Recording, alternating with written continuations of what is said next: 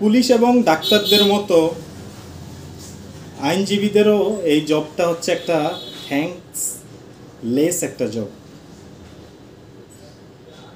Police এবং ডাক্তাররা এবং আইনজীবীরা কখনো কোনো ক্লায়েন্টকে সন্তুষ্ট করতে পারে না, সন্তুষ্ট হয় না। যতই আপনি উপকার করেন বা পক্ষে কাজ করেন, কখনোই ধন্যবাদ তো পাওয়া দূরের কথা, আরও বদনামের ভাগিদার হতে হয়। তাই এই পেশায় যতদিন ধরে এসেছি দেখা যায় হচ্ছে যে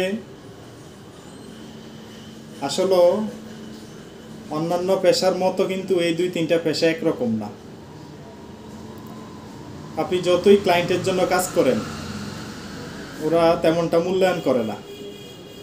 ওরা মনে করে যে টাকার বিনিময়ে আপনি কাজ করিয়ে নিতেছে, কিন্তু আপনি যে উপকার করতেছেন, ওনার পক্ষে যে কাজ করতেছেন, সেটা পাওয়া যায় না। তাদের কাছ থেকে তেমন ফিডব্যাক পাওয়া যায় না।